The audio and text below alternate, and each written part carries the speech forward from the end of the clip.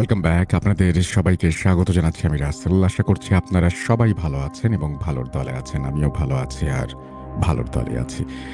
আমরা আজকে নতুন একটা এপিসোড নিয়ে আবারও হাজির হয়েছি। আমরা সরাসরি ঘটনায় চলে যাই এখন এবং আশা করছি প্রথম থেকে শেষ পর্যন্ত আমাদের শুনবেন, উপভোগ করবেন প্রত্যেকটা মুহূর্ত। চলে যাচ্ছি আমাদের আজকের প্রথম ঘটনায়। ভ্যান চালকের অলৌকিক অভিজ্ঞতা। রাতের অন্ধকারে জঙ্গলের রাস্তা দিয়ে বাড়ি ফিরছিল এক ভ্যান চালক। হঠাৎ রাস্তার পাশে দাঁড়িয়ে থাকা দুই অচেনা মানুষ তাকে থামালো। তাদের সামনে পড়েছিল কাপড়ে ঢাকা একটি লাশ।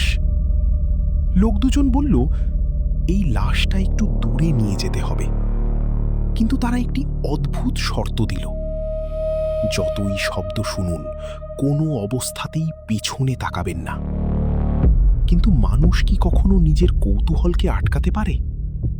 কারণ সেই রাতে ভ্যানের পেছনে যা ঘটেছিল তা কোনো মানুষের চোখে দেখার মতো ছিল না। ঘটনাটি ২০০৬ সালের। একজন সাধারণ ভ্যান চালক প্রতিদিনের মতো সকালে বের হতেন এবং সারা দিন ভ্যান চালিয়ে রাত গভীর করে বাড়ি ফিরতেন। সেদিন তার দিনটা ভালোই কেটেছিল, ভালো টাকা আয় করেছিলেন।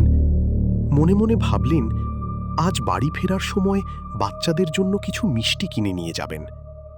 সাধারণত তিনি রাত ১২টা বা ১টার দিকে বাড়ি ফিরতেন, কিন্তু সেদিন একটু তাড়াতাড়ি রাত প্রায় ৯টার দিকে তিনি বাড়ির উদ্দেশ্যে রওনা দিলেন।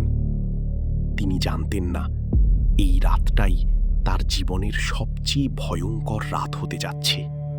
বাজার থেকে তার বাড়ি যেতে সময় লাগত মাত্র ১০ মিনিট, কিন্তু মাঝখানে ছিল একটি বড় জঙ্গল। রাতের অন্ধকারে সেই রাস্তা ছিল ভয়ানক নির্জন।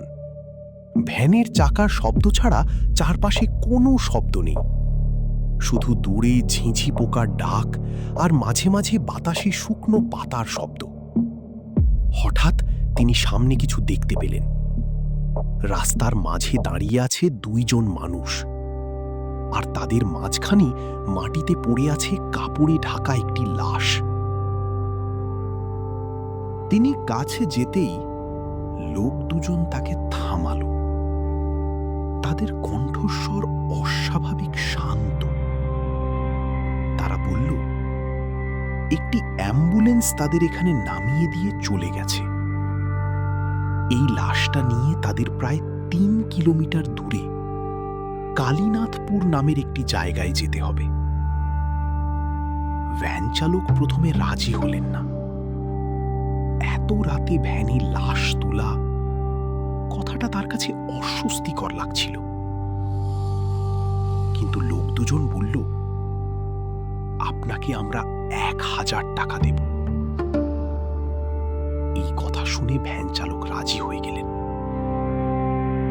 লাশটি ভ্যানে তোলা হলো। তারপর শুরু হলো সেই ভয়ঙ্কর যাত্রা।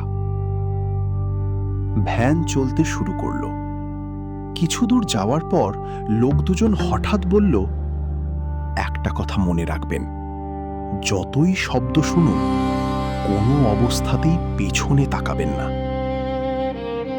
ভ্যান চালক অবাক হয়ে জিজ্ঞেস করলেন, কেন?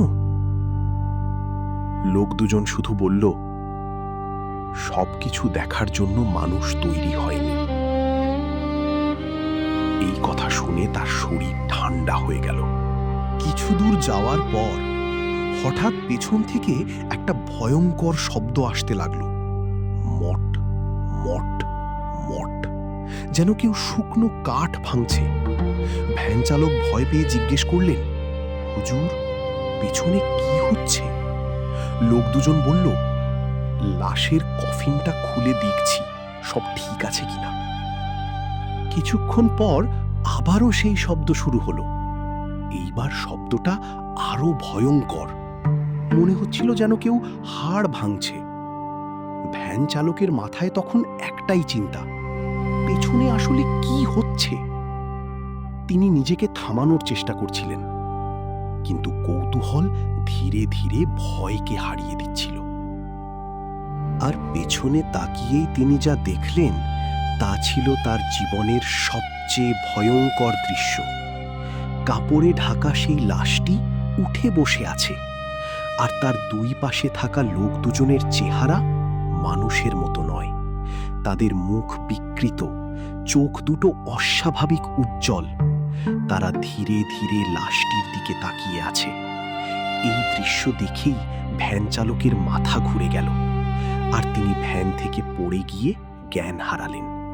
পরদিন সকালে যখন তার জ্ঞান ফেরে, তিনি নিজেকে রাস্তার পাশে পড়ে থাকতে দেখেন।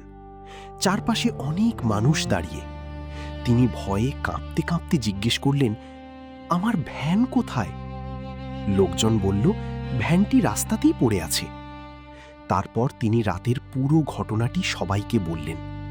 তখন গ্রামের লোকেরা তাকে বলল, এই জঙ্গলের রাস্তা রাতে খুবই ভয়ঙ্কর।